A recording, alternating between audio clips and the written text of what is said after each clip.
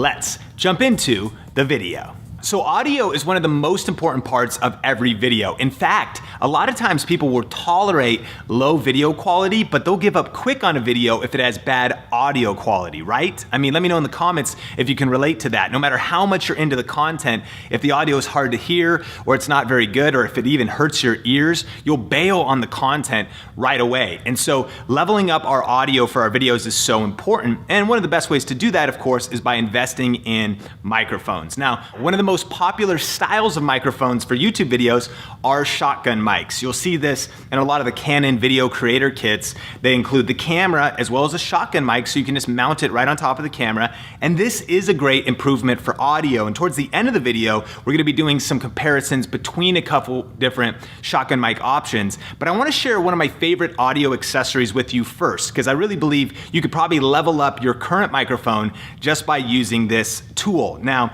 the reality is, if you mount the microphone on a camera like this, it's great for, say, vlogging when you're nice and close, or if you're sitting right in front of the camera with a wide angle lens. But what happens when you get a little bit further away from a camera like this? Well, of course, the audio quality goes down. And so that's why one of my favorite accessories to even use with a shotgun mic that you maybe already have is a boom pole just like this one. This microphone boom stand allows you to get the microphone a lot closer to you.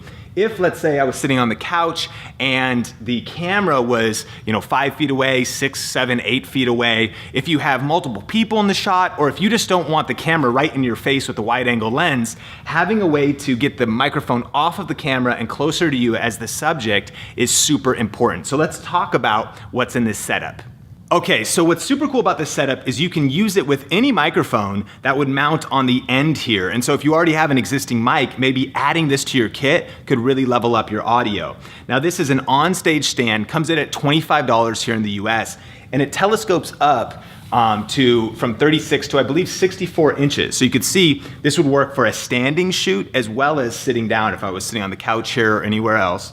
So that's super nice. And then I recommend a 2-pack of the mounting threads, because just in case you don't know what size your microphone is, it's only about $5 for the little converter pieces. So you pick those up as well, and I'll link all of this in the description below. And then the last thing is a 25-foot cable that will make it so that your mic will be able to extend and plug all the way in to your camera. And so that's all you need. Those 3 things together, the stand, the mounting piece, and the cable, and you should be able to use it with an existing microphone that you already have. Now, you can actually pick this up in a kit called the Studio Boom Kit on Amazon, and there's 4 different options. The first one is with the Rode VideoMic, this exact red one right here. And that comes in at $179, and it's just with basically everything you see here. If you go to $199, they also include the wind sock, but you might not need that, especially if you don't plan on shooting outside. But if you do, those dead cats that slide on here are nice if you plan on shooting in wind. And then they also have the same kit with the Rode Mic Pro version, and you can either get the Pro or the Pro with the wind sock as well, and those are more expensive. So again, details about all that stuff in the description below. Okay, so now actually let's jump in and do some tests to see how the audio sounds. For the first test, we'll actually try it with the microphone on the camera a few feet away from me sitting on the couch to see what that sounds like compared to how much better it sounds when we add the boom pole and get the mic much closer to me as the subject. All right, so just for example's sake, this is the Rode VideoMic just on top of our camera. And so it's about 5 to 7 feet away, plus I'm in a loft area that's pretty echoey here. So you can see that immediately you're having a little bit better audio because it's a Pro mic, but as we integrate this boom pole and move the mic a lot closer, let's check out the difference in sound. Okay, so now you are hearing the Rode VideoMic Pro, and now it's only about 12 inches away from my mouth, so it's not in the shot because of the way it's composed. We have the camera, at the same distance, but it gives you that better audio. And I would also say that it could be advantageous for other reasons. Instead of having the mic pointed forward and catching more of the echo off the walls, I actually have carpet around here, plus this is, a fabric couch, and a little bit more audio dampening. I mean, you decide and let me know in the comments, compared to the last scene and how much echo there was in a very echoey loft here, compared to this scene with this boom pole and the mic at a down angle. So that is why this is one of my favorite tools for audio, because it's really versatile. You can use it in different shooting situations if you want to get further away from the camera. Definitely if you want to do group shots, a lot of times when Benji and I will shoot for video influencers, we will use this setup, and it's perfect for having like 2 people on a couch, or even more, even 3, or an interview setting. A lot of different things that you could do with this, and a good price, and something you could add to your kit. Even if you already have a microphone that you're using, you could just incorporate this. But now let's test through a couple different mics on here. We're gonna test this Video Micro that is not powered. You've already heard this one. We'll also do the Rode VideoMic Pro, and I'll even share a couple budget options for YouTube microphones as well. All right, so right now you're hearing the Rode Video Micro on the boom pole, and this is a $60 microphone, so it's not powered at all, and it's also going over a 25-foot extension cable. So this will maybe give you an idea of what your audio will sound like if you're using one of the Rode mics or a different brand that doesn't have power. Okay, so now you're hearing the Rode VideoMic again. So I just wanted to put these in order. You just heard the Micro that comes in at $60 and is not powered. So now this one comes in at retail $150 here in the US. You could probably find it for about $130 online at different sites. And this one definitely sounds a little bit more robust and full than this last one, right? And it's also because it is powered, takes a 9-volt battery, and is a great sounding mic. However, in the next scene, we're gonna test the Pro version. This one doesn't really have any audio gain. That one has a plus 20 dB gain on it, and is just a few more Pro features. But this is a great mic, and you can actually grab this with the Studio Boom Kit on Amazon for $179 out the door if you don't have a mic yet. And that's actually a pretty good setup because you save a few dollars even on the accessories when you combo it all together, meaning the boom pole, the cable, the little converter piece, and all of those things. So that's actually one of the best all-around audio setups for YouTube, in my opinion. Okay, so now you're hearing the Rode VideoMic Pro. Now this mic comes in around $220 here in the US and has a couple extra features. Mainly, it has the ability to go plus 20 decibels. And I found that lately, that hasn't mattered too much for us when we're shooting on like Sony or Panasonic cameras, but we really use that plus 20 a lot when we shoot on Canon T7i, T6i, the Canon 70D, because the preamp in the camera is kind of noisy. So we actually go plus 20 and we turn the gain all the way down to just 1 click up, and that sounds really good. And that's kind of our ideal audio setting for shooting with Canon. And this microphone, you know, doesn't have that plus 20 dB, so it's nice to have that, and probably worth it to get the Pro version just for that reason alone. However, if you're on like Panasonic or Sony, a lot of times we're just shooting with it at 0, and this is how it sounds. Okay, so we just compared a few different microphones, and I think that the results of all of those were great, right? I mean, do you agree? I think they're all usable, workable audio for YouTube. Sounds professional, sounds clean, but they all are, you know, they still cost a few bucks to even invest in even that $60 mic. So I did mention some budget options, and one of them is the Takstar shotgun microphone. It's a $28 microphone that you could mount on the same setup, and it has a lot of great reviews. I have friends that use it, so I definitely recommend that if you really want to be on a budget. If you were to get that microphone and still get this boom setup for around $50, $60 total out the door, you could get the shotgun microphone, the cable, the stand, and you'd have a great solution without breaking the bank. But my last budget option, that's kind of off topic with shotgun microphones, but just in case you're really strapped, is using a lapel mic from Boya. I've talked about this in other videos. It's the BY-M1, and this is $20 out the door. You don't need a boom pole, you don't need anything else. You can just plug it straight into the camera. So let's hear how it sounds right now. All right, so right now you are hearing the Boya BY-M1, a $20 microphone, which as you can see, this is what it's gonna sound like. And it's a little bit different, right? You're gonna attach it to your shirt, and it wouldn't work if you needed to have multiple people on camera or whatnot, which kind of goes to the fact that usually there's not one audio solution for every different scenario. But this is also a great solution, especially if you just wanna have a little bit better audio without spending too much, or if you wanna get a more versatile setup, definitely checking out shotgun microphones with the boom pole. What's up guys, it's Ed from TechSource and welcome to the video.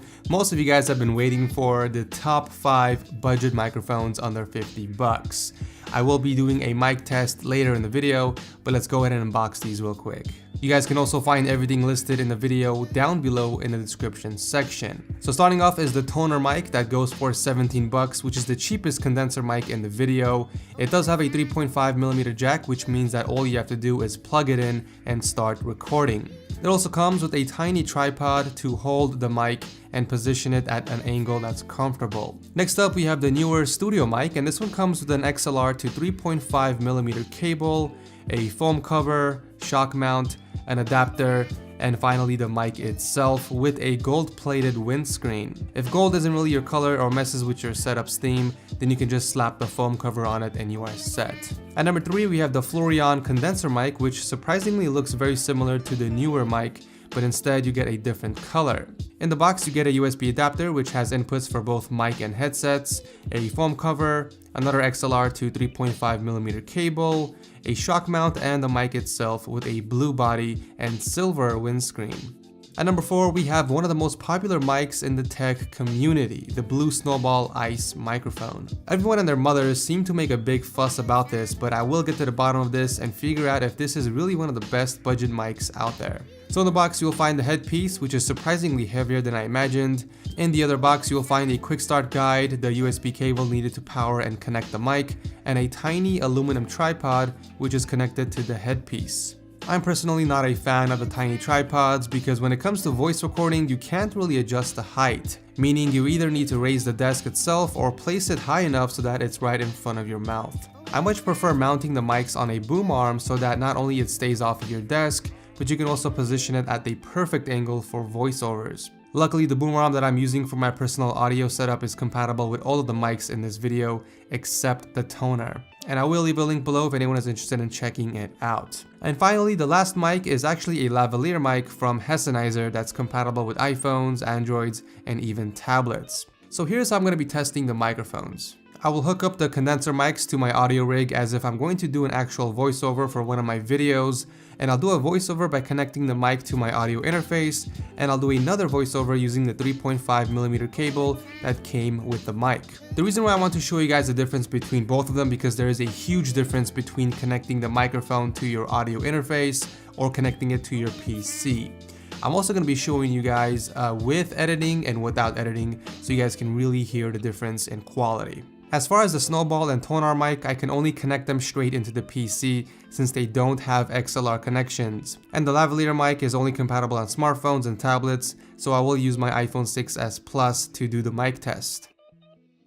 What's up guys, it's Ed from TechSource and I'm talking directly at the Tonor mic, and this is without removing the background noise. What's up guys, it's Ed from TechSource and I'm talking directly at the Tonor mic, and this is with the removal of the background noise. What's up guys, it's Ed from TechSource and I'm talking directly in the Florian mic, and this is without removing the background noise.